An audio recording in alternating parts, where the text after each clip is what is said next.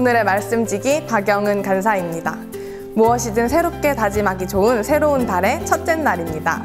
오늘부터 새로운 말씀, 야고보서 큐티로 더욱 풍성한 은혜 누리시는 여러분 되길 축복합니다.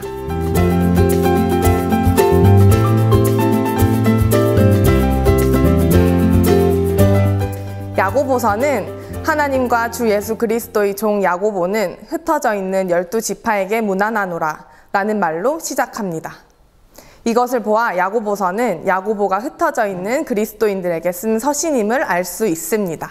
신약 성경에는 여러 명의 야고보가 나옵니다. 그 중에서 야고보서의 저자는 낙타무릎 야고보라고 불리기도 하는 예수님의 동생이자 초대교회의 지도자였던 야고보로 알려져 있습니다. 그는 예루살렘 교회에서 가장 존경받는 수장이었습니다. 이 서신에서 야고보는 자신의 경험상 인생이 힘들다는 것을 안다고 밝히며 인생의 시련과 환난이 실제로는 인내를 만들어내어 우리의 인격을 완성하는 선물이라는 것을 이야기합니다.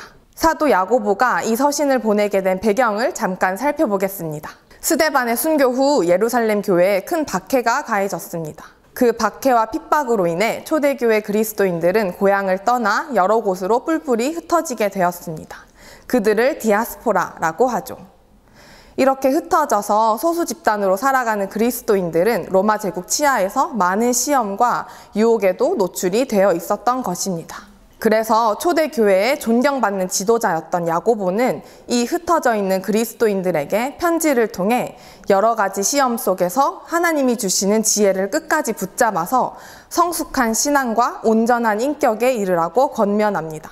이것이 편지 전체의 주제입니다. 또한 야고보는 흩어진 상태로 로마 제국 치하에서 신앙생활을 하며 살아가고는 있지만 제국의 가치관에 함몰되어가는 그리스도인들에게 공동체 안에서 가난한 자와 부한 자를 차별하여 대하지 말라. 그리고 이웃을 사랑하라고 말합니다.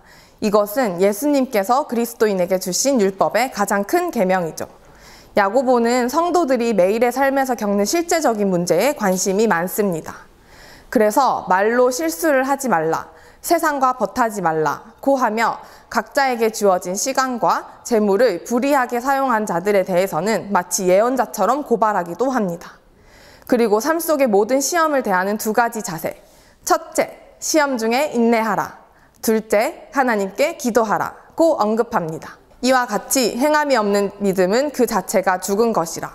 야고보서는 로마서의 후편으로 불리기도 합니다. 이신칭의 오직 믿음으로 구원을 받는다는 복음을 믿게 된 그 당시의 그리스도인들은 이 교리를 은혜로 구원을 받았으니 행함이 없어도 된다라고 여기는 오해가 있었습니다.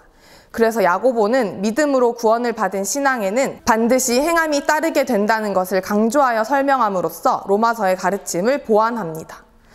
참된 믿음은 지식으로만 그치지 않고 반드시 행함으로 나타나게 됩니다. 야고보서는 이러한 믿음의 본질을 밝히고 그리스도인의 삶의 실천적인 측면을 이야기해주는 서신입니다. 이렇게 야고보서의 전반적인 내용과 배경에 대해서 살펴보았습니다. 야고보서는 힘든 세상 속에서 신앙생활을 하며 살아가는 흩어진 그리스도인들에게 그들을 사랑하는 리더가 보낸 편지입니다. 그리스도인들을 위로하고 또 참 소망을 주는 내용이죠. 동시에 야고보는 시련을 기뻐하라고 역설합니다. 야고보가 쓴 편지의 마지막 부분에는 끝인사 대신에 성도들에게 한 가지 당부를 합니다. 그것은 바로 진리를 떠난 자들을 돌이키는 삶을 살라는 것입니다. 그리스도인들의 삶과 신앙에 대한 실제적인 문제를 다루며 믿음에 합당한 삶을 살도록 권면한 야고보가 편지의 마지막 부분에 끝인사 대신 진리를 떠난 자를 돌이키는 삶을 살라고 당부한 이유는 무엇일까요? 그것은 바로 참된 복음으로 인해 변화된 그리스도인의 삶 그 자체가 진리를 떠난 자들을 돌이킬 수 있는 최고의 수단이기 때문이 아닐까 싶습니다. 진실한 믿음으로 실제적인 삶의 변화를 경험하고 그 변화된 삶을 통해 저절로 선한 영향력이 흘러가는 삶. 참 아름답고 매력적인 삶입니다. 생명력 넘치는 6월, 야고보서 큐티를 통해 하나님께서 주시는 진정한 지혜로 믿음에 합당한 삶을 살아가는 여러분 되시기를 기도합니다.